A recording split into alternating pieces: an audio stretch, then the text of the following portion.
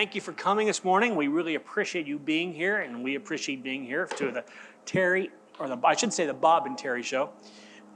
This is Mr. Robert Harkins, whom I've known for, 25 years at least. He's quite an experienced fellow in the automobile world. He's done all kinds of things. Quite a bit older than him, is what he's trying to say. Yeah. Precisely, yes. I learned everything I know from him. So he's going to begin, and then I will reintroduce myself, talk about a few things. So Bob, please. Thank you very much. Good morning, everyone. Thank you all for joining us. Not that you had any choice in the matter, although I guess you really did. Again, my name, as Terry said, is Bob Harkins. I'm with American Guardian Warranty Services. That's the American Guardian group of companies, now part of the Reynolds team, and very pleased to be a part of that. And looking forward, as Terry and I have done many times around the country, is to chat with you really about what many people think is the #1 hot button topic in our industry today. And that would be compliance and ethics, F&I in the law, selling with integrity, and the need really for every dealership in America.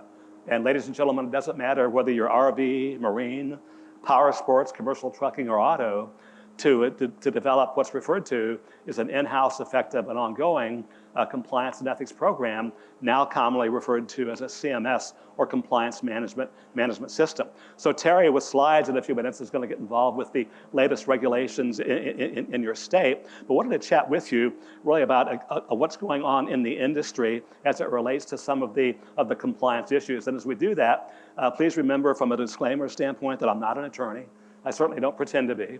So nothing that I say, give, or show you this morning is in any way intended as legal advice. It's simply to help you look at, evaluate, and if necessary, come on in, come on down, improve the overall effectiveness of your business policies, your business practices. Obviously, consult with your attorneys, your house counsel, regarding the legality of any policy or procedures that you will ultimately change or adopt. The blue folder, if you open that up, and we're going to kind of press for time with this, there's actually 9 handouts on the inside. There's 5 on the right-hand side and 4 on the left, and we'll take the time to go through maybe 3 or 4 of those in just a few minutes. But again, I want to chat with you about things that you might use if you're in the store or the dealer of the management team, whatever, and share with you that we want to present things to you from 3 very credible organizations. And that will be providing you with information. Good morning. Good morning. Providing you with information from NADA. That would be NADA Legal, NADA Management Education. That's #1. #2 is information from the law firm of Hudson Cook, and that would be Car Law, the F&I Legal Desk Book. And last but not least, information from our good friend Gil Vanover and his book, Automotive Compliance in a Digital World. Let's start with Car Law, the F&I Legal Desk Book. I hold in my hand the 9th edition of Car Law, published by the law firm of Hudson Cook. This publication was the last quarter of 2021. It's now up to 21 chapters. The authors are founding partner Tom Hudson, now he's partner emeritus, I guess would be the right title, and 20 other attorneys from Car Law have put this together. It's 21 chapters, but they kind of renumbered them, but they added a new chapter, and the new chapter is actually chapter 18, and it's one of the most important chapters in the book. And chapter 18 is the Americans with Disabilities Act and websites. The Americans with Disabilities Act and websites. So if you get this from Car Law, I would go right to chapter 18. It's written by Hudson Cook attorney Erica Kramer, and she talks about 10 things about the Americans with Disabilities Act and websites. And the fact that a dealer, new, pre-owned, whatever, RV, marine, power sports, commercial trucking, auto, we're subject to the Americans with Disabilities Act because we are a public accommodation, and the Department of Justice has also ruled that our websites are subject to the Americans with Disabilities Act as well. Penalties, private right of action, a customer can make against the store, against the dealership, but even worse than that, from a federal standpoint, the regulating agency, it goes directly to the DOJ, the Department of Justice. So if it goes to the Department of Justice, the minimum fine for the first violation is $50,000, and subsequent fines after that is up to $100,000, and that's PV per violation. So we just wanted to mention to you that new chapter, chapter 18, the Americans with Disabilities Act and websites. Don, how are you, sir? Okay, that's all right. It's all right. And then real quickly, just a couple of things about this as it relates to the introduction to F&I compliance. And this would be chapter 1, again, written by Tom Hudson and several of the other attorneys. And what they really get into is the fact that dealers today, more than ever before, are really facing a hostile environment. And he talks about on pages 7 and 8, 9 major threats. And we'll just mention the first 5. 9 major threats dealers face. Number 1 would be class action lawsuits. Class action lawsuits that can take a dealership out of the game forever. That's number 1. Number 2, he mentions after class action lawsuits are big verdict non-class lawsuits. Big verdict non-class lawsuits. And he talks about the goal there is to punish the dealer severely enough to maybe take him out of the game. Number 3 and number 4 is the FTC, Federal Trade Commission. And number 4 is the CFPB, the Consumer Financial Protection Bureau. And last but not least would be the state attorney general, or the attorneys general in every state. And he reminds us from a political standpoint that automobile dealers are favorites of AGs in most states. And the reason for that is there are many more voter customers out there, if you get my drift, than there are car dealers. So they go after us from an industry standpoint. Staying with, however, that introduction, let's talk for just a minute about class action lawsuits. And Hudson Cook lists the 3 primary reasons for class action lawsuits. Number 1 is discrimination. Number 2 is payment packing. And number 3 is lack of proper disclosure. And what that really means in most cases, I hold in my hand, I live in Texas. This is the Texas Reynolds retail installment sale contract we use for training purposes. People don't know how to disclose a retail installment sale contract. When it gets to e-contracting, it's really a mess. People don't know how to disclose a retail installment sale contract. But staying with that first part with relate to discrimination. And what that has to do with is the fact that for years now, with the cases that we've seen with the AGs, the Attorney General, the FTC, that African Americans, Asian American, and Hispanics are paying higher APRs than white customers with similar credit profiles. African Americans, Asian Americans, and Hispanics paying higher APRs than white customers with similar credit profiles. If you were in the business, December of 2013, January 14, whatever, you might remember that during that date, that profile, that the Department of Justice, the DOJ, and the CFPB announced the largest auto loan discrimination settlement in US history. The dollar amount, $98 million. $98 million. Who was the defendant? Ally Bank, Ally Financial. And rapid fire succession after they hit Ally came American Honda Finance, $24 million. Right after that, Fifth Third Bank, $21.9 million. And right after that was TMCC, Toyota Motor Credit Corporation, $21.2 million. Again, the same thing, engaging in an ongoing nationwide pattern or practice of discrimination against African Americans, Asian Americans, and Hispanics. And it's not going away. The last 3 actions just the past year and a half, 2 years with the FTC involving Bronx Honda action, involving the Napleton Group, Napleton Auto Group in 4 states, the 15th largest dealer group in America. And then last year, most recently, Passport Automotive Group in DC and Maryland involved exactly the same thing. So it's discrimination not just with setting rates, but also African Americans, Asian American, and Hispanics are paying higher APRs than white customers with similar credit profiles. Now there's an answer to this madness. There really is. And this answer has been around for a long time. And here it is, the 2 NADA programs. NADA's Fair Credit Compliance Policy and Program, and also NADA's Voluntary Protection Products Model Dealership Policy. The NADA Fair Credit Compliance Program and all these resources were written by Paul Mitri. Many of you know that name. Paul now is Senior Vice President, Regulatory Affairs for NADA. And the idea is with this, is you set a standard dealership participation rate in the store, and every customer gets that rate above the buy rate. Here's the page that goes with that. A standard dealership participation rate that every customer gets. So for example, maybe I'm a dealer and I decide to go with a 1-point spread. What that means is if the buy rate is 6, my customer rate would be 7. If the buy rate is 7, my customer rate would be 8, and so on through the deal. Now, I can never go up above that 7 or 8, depending upon the spread that I choose. But the great news is there are there are 7 allowable reasons. 7 allowable reasons that a dealer can choose to drop the rate to meet the rate that the customer wants or is demanding to attain or retain the business. The great news, ladies and gentlemen, about that is that all 7 of these reasons to drop the rate, believe it or not, they've all been approved by the Department of Justice. So why wouldn't you want to do this?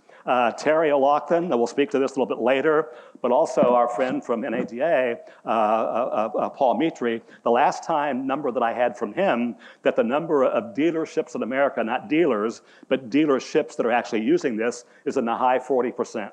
High 40%, and that was about 6 or 8 months ago when I talked to him directly. Think about that though, 17,000 dealerships plus maybe 40% are on this program. This has been around since 2014. Now the newer one is the Model Dealership Policy for Voluntary Protection Products. Terry and his team put this together in 2019. And what this is a similar page where a dealership sets a standard retail price for every product. A standard retail price for every product. Repeat, a standard retail price for every product. You never go up. But with this program, there's 5 allowable reasons. 5 allowable reasons recommended by NADA that I can drop that price to meet what the customer's demands are. So these 2 programs really provide what we refer to, and we know, these 2 programs provide the dealers, if they will use it, with compelling defenses for regulator investigations. Compelling defenses for regulator investigations. Terry will say later, I'm sure, that these 2 programs should be standards in every dealership. These 2 programs should be standards in every store. So that's a little bit on discrimination. Payment packing, you know, in 1999, going back to that, that's when the Attorney General at the time from the state of Washington, Christine Gregoire, you know, AG not only stands for Attorney General, but many times it also stands for aspiring governor. They get their name in front of the voters, whatever. You know, she became the governor of Oregon, and her assistant, when she was the AG, Douglas Walsh, went after dealers, product providers. I was with Ryan at the time. They nailed us really well. Technology vendors, suppliers, whatever. And that was 1999 and 2000. And then I learned from Terry. Terry and I go back a lot of years, okay? Before he joined Reynolds as your director of compliance in 2006. I've known him since, 1998, and doing things like this together. But you know, what they really did is, I love the acronym NAG, N-A-A-G, stands for the National Association of Attorneys General. The National Associations of Attorneys General. And in 1999,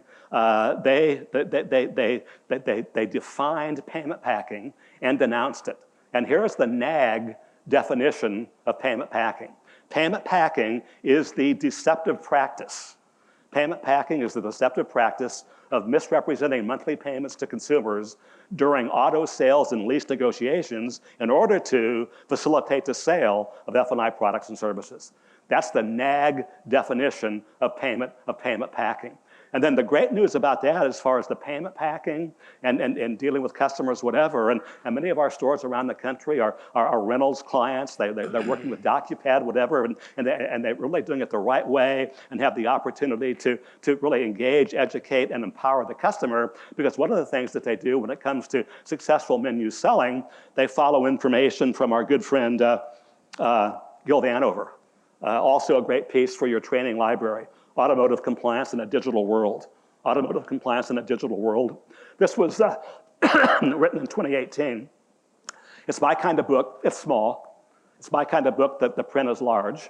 And it's 18 chapters. And I see on here, and tell me if this is true, it says, forward by Terrence O'Loughlin, JD, MBA. Is that true? That's true. That's very Terrence true. O'Loughlin, Yes. JD, MBA. What a great job he did with this. However, if you get this, and I don't know what Gil charges for this, maybe $49, $50, whatever, but there's 5 chapters in here that I will tell you are worth their weight in gold. Chapters 9, 10, and 11, I call them the E chapters. Chapter 9 is e-desking. Chapter 10 is e-menu. And chapter 11 is e-contracting. Chapter 9 e-desking, chapter 10, e-menu, and chapter 11, e-contracting, worth its weight in gold. And then chapter 6 is a great one. Great one. We use this in our stores around the country, and the dealer reads it, whatever. The title of chapter 6 is Kinks Will Be Kinks. Kinks will be kinks. And Gil talks about his company is GVO3 and Associates. It's an auditing, trading, consulting group. He will provide litigation support for dealers that are charged with certain things if he's done work in the store and they want his help. But kinks will be kinks. And he talks about the fact that when his team does deal audits, deal jackets, that they actually look at and audit 85 different items. 85 different items. I was just reading something from Gil the other day. When this new FTC trade regulation rule becomes effective, we're told that's going to be the last quarter of this year. He says that's going to add at least another 10 things, and maybe even 20, that he's going to have to add to his audit list. So that thing could be over 100 that they audit in a deal jacket. But here's the key, folks. He says when they get together and have the final wrap-up with the dealer, the compliance officer, attorney many times, whatever, he says the problems that they are having, they always fall into one of three categories. Think about this. They always fall into one of three categories. And those three categories are naive, sloppy, and kinky. They always fall into one of three categories. Naive, sloppy, and kinky. And he says 100% of the time, 100% of the time, with the right people, dealer commitment, management support, whatever, we can fix naive and sloppy. He then says, also 100% of the time, you can't fix kink. You can't fix kink. The only way to fix kink is to terminate them from your organization. And in the same chapter, a few paragraphs down, he says, maybe 6 months later, I think it was, he's doing an audit at another store in the same part of town, the same location, and the kink that was dusted at the previous store, guess where he's working now? The dealership that he's now doing his audit. And you know what he's doing? The exact same things. You can't fix kink. And then another chapter, chapter 14, real quickly. It's a great chapter because it gets into really a review of not just red flags, but a little bit on safeguards rule as well. And it's called out-of-area deliveries. And he gives 5 key guidelines for out-of-area deliveries as it relates to the red flags rule. Because remember, the red flags rule says to a dealer in a dealership, you have to clear all red flags. You have to clear all red flags before you open a covered account. And ladies and gentlemen, the definition of a covered account is a retail installment sale contract or lease agreement. You have to clear all red flags. He does a great job with that. So I would encourage you to get this, Automotive Compliance in a Digital World, and also from the law firm of Hudson Cook, Car Law. 21 chapters. The subtitle, by the way, of this is 373 Things to Know About Auto Dealer Finance. What that means is among these 21 chapters, there's 373 questions that they answer. For example, the chapter on truth in lending is 24 things every dealer should know about the Truth in Lending Act and Reg Z. Then he gets into Consumer Leasing Act and Regulation M. It's 23 things every dealer should know about the Truth in Lending Act. Then he gets into the Equal Credit Opportunity Act, 23 things. And then farther down in chapter 13 is the big chapter. It's 32 things. 32 things every dealer should know about the money laundering statutes and the IRS cash reporting rule. I will tell you, they don't know it. I was in stores just a week before last. Our clients, our accounts, dealer has 21 stores, just bought 3 new ones in Tennessee and Kentucky, and they were having problems with IRS Form 8300s, statement to be provided to the customer. And one of the things that they were doing over the years, and I run into this a lot, they forget that you have to do an 8300 when the dollar amount is more than $10,000 in cash. That means $10,000 and a penny.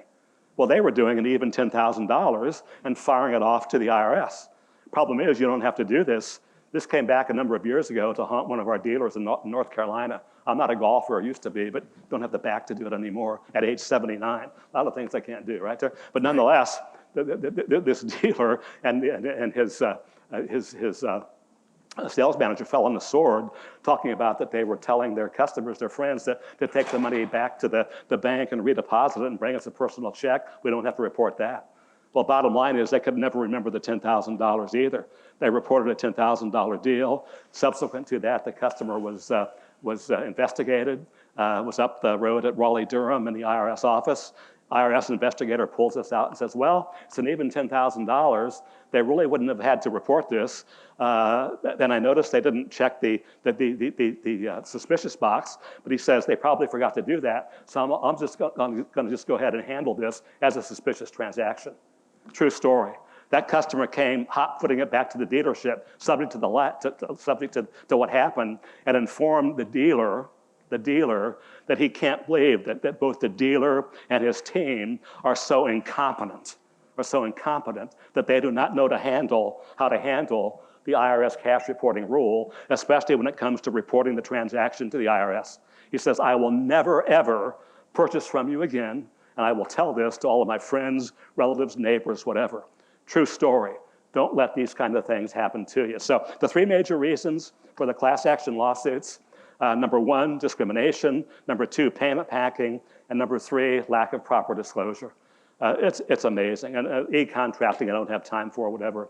But here's a Reynolds contract, April of 21, Texas. It's now 28 inches long. And I remember first getting into training before many of you were born with Pat Ryan and Associates. I went into retail in 1972, was at a Ford store in Akron from 72 to 76, and then joined Ryan in 76 and did a number of things after that. But people today still don't know how to disclose a retail installment contract. But I'll just read one thing off the Reynolds contract for you, and it's in every one of your states on your contracts. And down here, in fact, can you help me out, Casey, if you would? Yeah, okay. Casey, the pressure's on. Okay. I've got it all underlined for you right here. Casey, nice and loud, right here where it says you confirm. Okay, you confirm that when you signed this contract, we gave it to you. We what? We gave it to you. We what? We gave it to We you. gave it to you. And you were free to take it and review it. Ladies and gentlemen, stores aren't doing that. Stores aren't doing that. They're doing it the way that I was trained 100 years ago, to lay it in front of the customer, go through this mess, whatever, and sign here, here, here, and here. That violates truth in lending. And that goes back actually to 2003, when truth in lending, TILA, changed the way that they have to, that we really have to do it. So I can't give you legal advice. We do a lot of work with AFIP. If Dave Robertson were here, he would kind of model it this way. Casey, here's your completed retail installment sale contract in its entirety for your review. I do what? I physically hand it to Casey. Casey, take your time with it. No rush, keep it as long as you like. Casey, you might begin by checking the information up here. Let's initially make sure that your name, address, city, state, zip code are correct. And Casey, I'll certainly be happy to answer or address any questions or concerns you might have as well. Now, most people will give it right back to you, but if she says nothing, I'm going to come back and say, well, Casey, let me ask you, what part of this contract, if any, would you want me to go over with you? And see what they say. Now, if it comes back, we haven't disclosed anything here, I'm now going to lay it in front of the customer and go through the deal. People are watching. Before I yield to Terry, and I'll just share this story with you last year, and that is, was working in northeastern Ohio with agent partners. This group had 18 stores. We certified 84 people among 4 sessions in 1 week. Every session was kicked off by one of their 3 attorneys. All the attorneys were ladies. They kicked off the deal. And they said in part, and this is before the trade regulation rule came into effect, proposed by the FTC in June.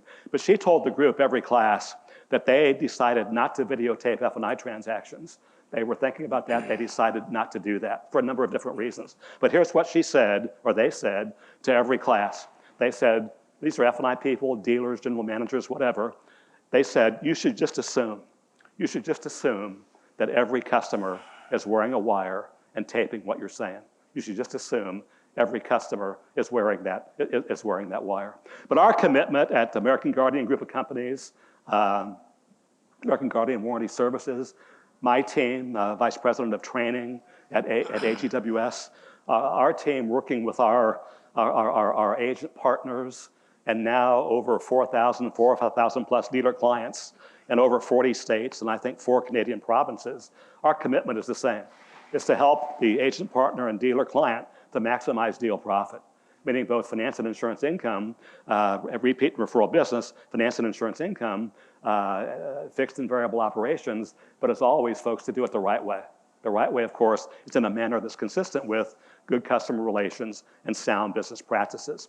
So 10:45 is our hour to get you out of here. So now I have a lot more to share with you. These packets I will have over on our table in the pavilion. Inside there are things from the law firm of Hudson Cook, also NADA things as well as it relates to contract disclosure and some other sundry items as well. With that, before Terry gets the hook, as I heard him say on Congress the other day at one of these congressional meetings, I yield back the balance of my time to the Honorable Terry O'Loughlin. Round of applause for Terry. Thank you, Mr. Harkins. Thank you very much. Thank you all once again for being here. I am Terry O'Loughlin, and I'm the Director of Compliance for Reynolds & Reynolds. Been with Reynolds now for 18 years. But prior to that, I spent 16 years with the Florida Attorney General's office, where I investigated and prosecuted car dealers. So I came out of the darkness into the light, as you might say, to protect your interests. I went undercover as a finance manager a couple times, went undercover many times as a customer, and I took many depositions and statements of car dealers and all of their employees. So I have a few remarks to make. Now, Eddie Cheever had the fastest trip around the Indianapolis 500, 236 miles per hour. I have 45 slides in 20 minutes, so it's going to be kind of like that fast speed. So I'm going to hit the highlights, which I hope you understand there's a lot of material here that we could delve into further. So with that said, this presentation is not meant to provide you with legal advice. This is my legal disclaimer. I am an attorney. I've been an attorney for 40 years. Nothing in fine print is ever good news, as you know. Too fine a print, it's illegal. It's called procedural unconscionability. So if you have too small print in any document, it's illegal. Okay, regulators are after you. That's woe is me as you. And this is a joke because when I was with Attorney General's office, the idea was there's nothing we could do wrong when we sued car dealers. If we sued car dealers incorrectly, we could still get away with it. So I just made this up as a form of levity. And the agenda here is nature of compliance, what is black and letter law. 2, the risk of the car business, UDAP, federal agencies, current issues. 3rd, Attorney General prosecutions. There are many. They're not your friends. And finally, some recommendations. So, proceeding from there, compliance presentations. It's always delivering unfortunate news to you because it's all about regulations, costing you money, how to do business. And they're planning to sue you. When they issue guidance, if you don't follow that guidance, you could be sued. It's all about identifying issues for you, belts and suspenders. What should you be doing to maximize your protections, as Bob made reference to, and your appetite for risk. Some dealers are willing to take the risk.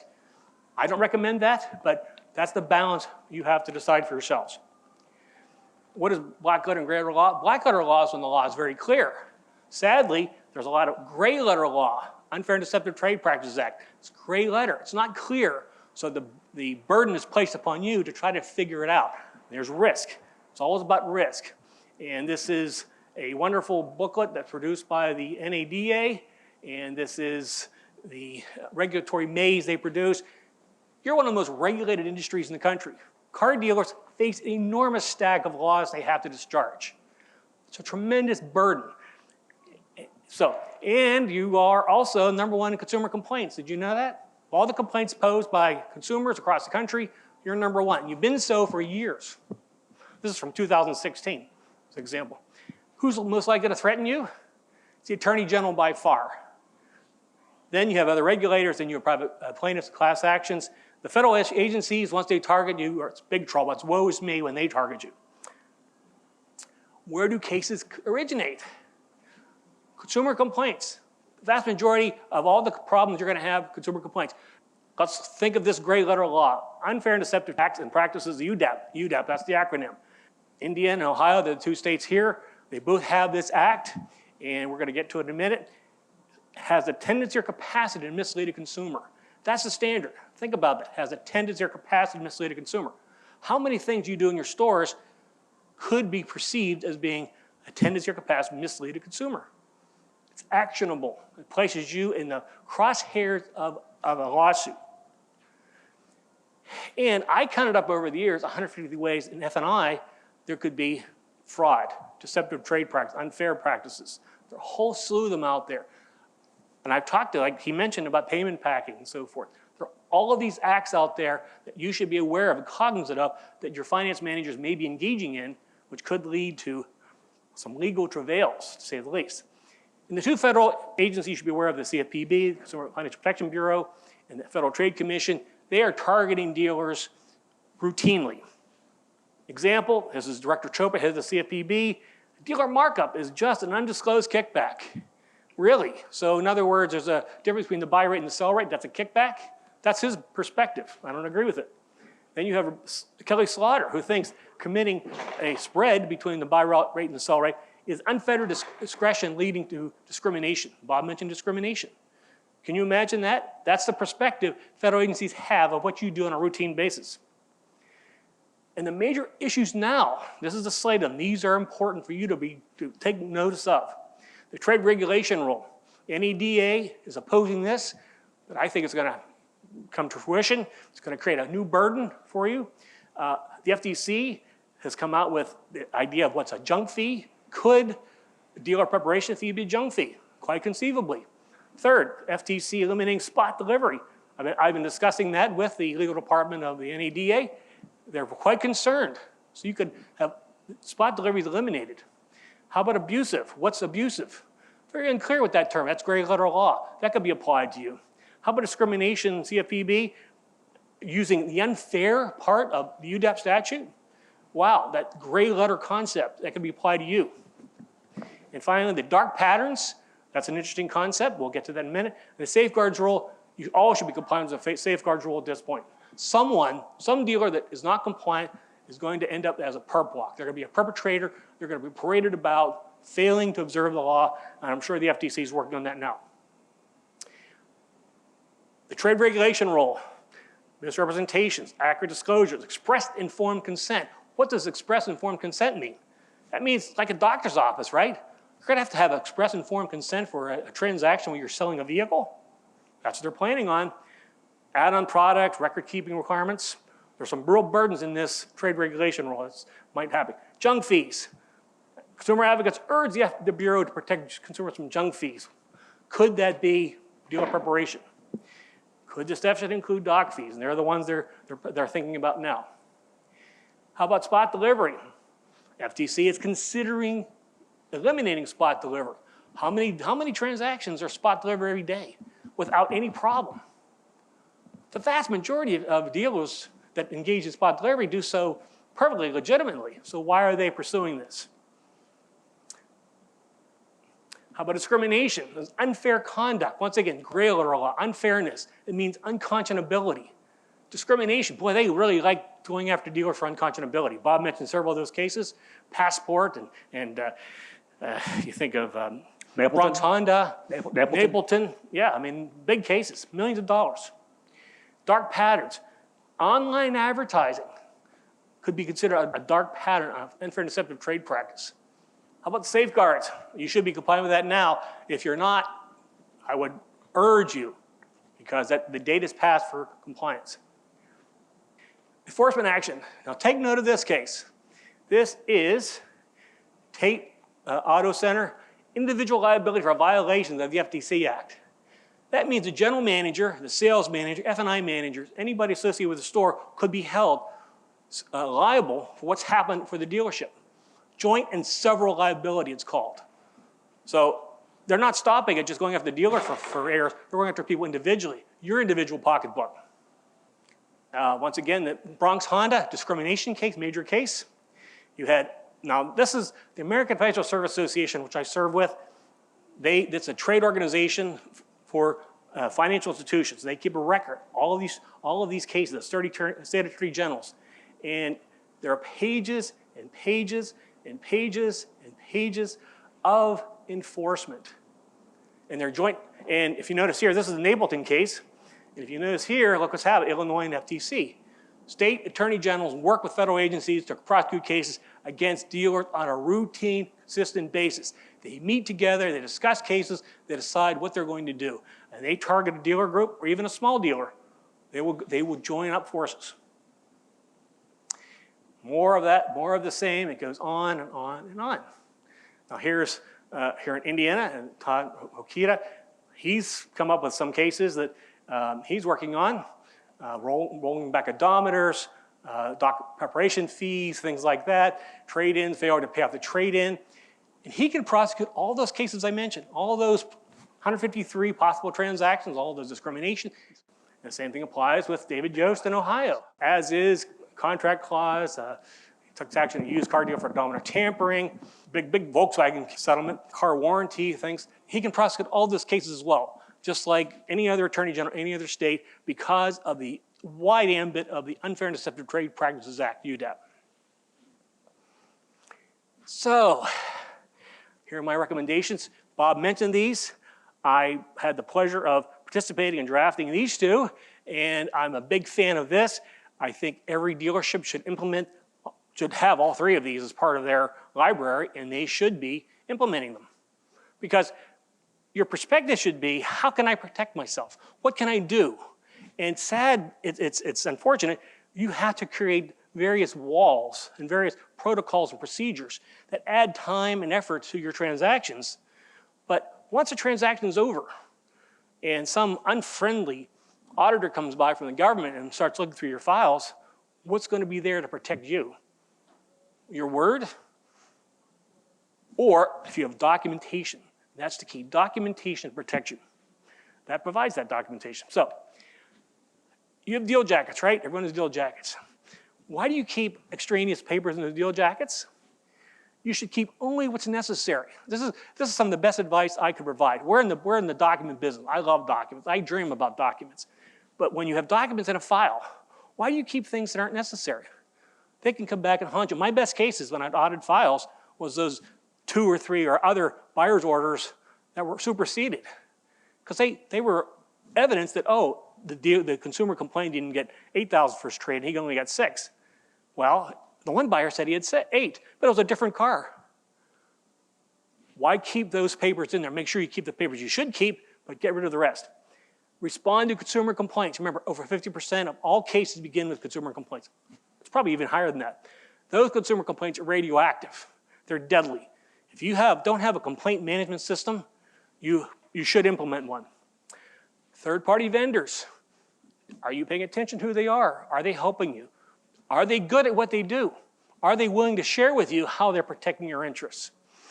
I love my documents. I'll be glad to sit down with you and review all the documents we have, because I want to make sure you understand them, consumers understand them, but ultimately we draft and protect you.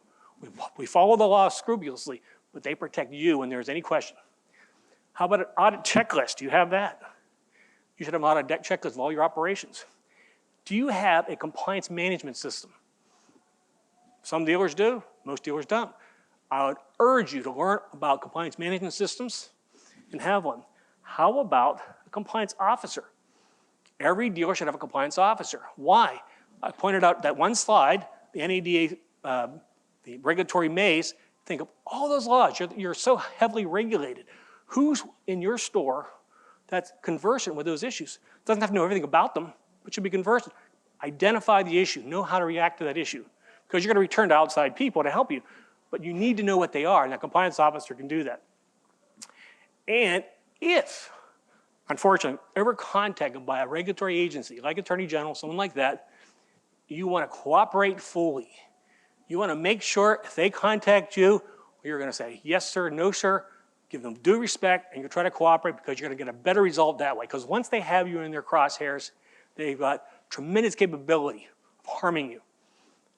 The dealers that worked with me, I resolved problems. The dealers that didn't work with me, they ended up with bigger problems because the government has a lot of resources.